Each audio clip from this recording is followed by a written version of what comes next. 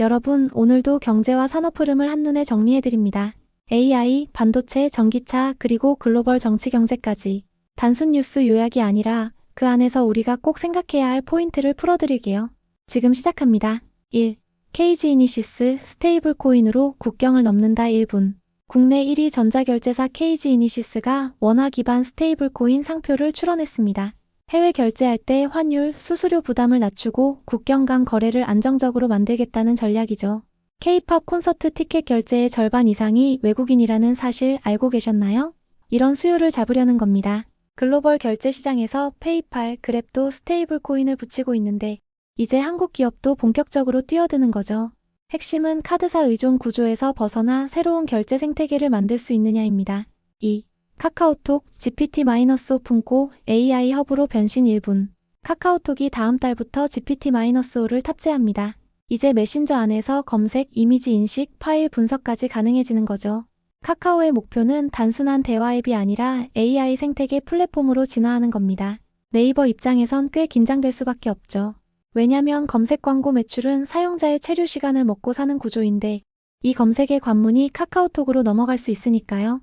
앞으로 광고 시장 지형이 흔들릴 수도 있습니다. 3. 월가 M7 거품론 다시 등장 1분. 애플, 엔비디아, 테슬라 이른바 M7의 주가가 최근 2년 반 동안 223%나 뛰었습니다. 평균 PER이 30배, S&P 500 평균의 2배에 달하죠. 월가에서는 닷컴 버블과 비슷한 국면이라는 경고가 나옵니다. 하지만 반론도 있어요. AI가 생산성을 실제로 끌어올리니 버블이 아니라 구조적 변화다라는 거죠. 핵심은 간단합니다. 이 상승이 기대감에 머무느냐 아니면 실적 개선으로 이어지느냐.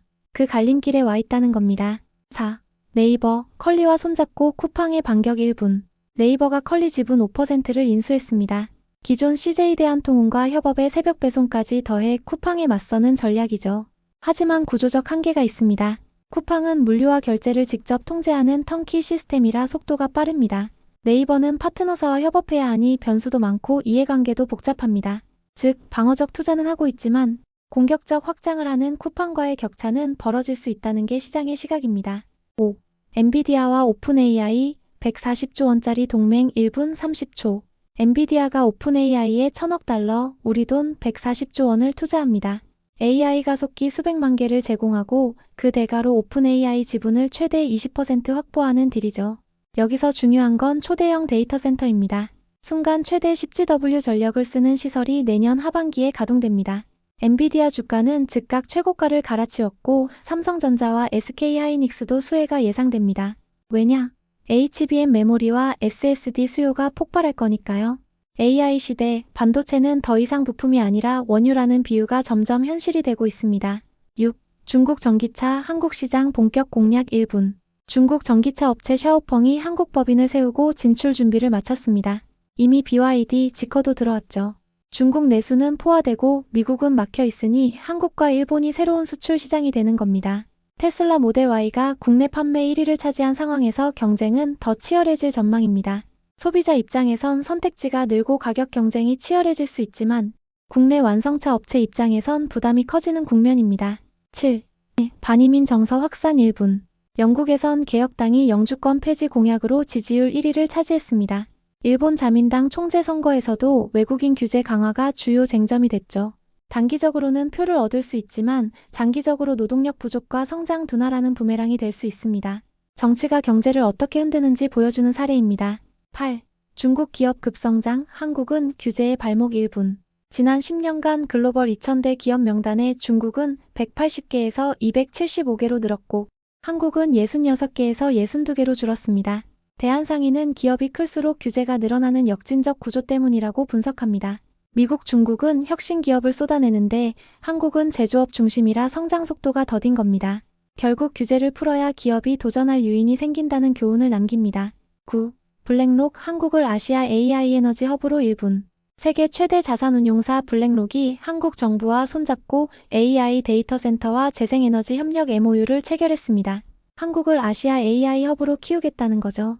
수조원 규모의 투자가 예고돼 있습니다. ESG를 중시하는 블랙록과 AI 친환경을 밀고 있는 한국 정부의 이해가 맞아떨어진 사례입니다. AI와 에너지는 따로 가는 게 아니라 함께 움직이는 흐름이라는 걸 보여주는 뉴스입니다. 오늘의 총평 1분. 오늘 뉴스를 한 줄로 요약하면 이겁니다. AI와 플랫폼 전쟁, 물류와 전기차 전쟁, 그리고 글로벌 정치 경제의 균열. 네이버는 카카오와 쿠팡 사이에서 방어적이고 삼성하이닉스는 AI 슈퍼사이클의 수혜를 볼 가능성이 큽니다. 세계적으로는 규제와 반이민 흐름이 경제 성장에 걸림돌이 되고 있죠. 투자자 입장에서는 AI와 반도체 같은 성장 섹터는 기회지만 전통 제조업이나 플랫폼 기업은 구조적 한계와 경쟁 압박을 유심히 봐야 합니다. 오늘 9권의 뉴스를 통해 시장의 흐름을 짚어봤습니다. 단순 뉴스가 아니라 그 안에서 우리가 챙겨야 할 포인트를 확인하는 게 중요합니다. 내일은 또 어떤 변수가 나올까요? 구독과 좋아요 잊지 마시고 함께 시장을 공부해봅시다.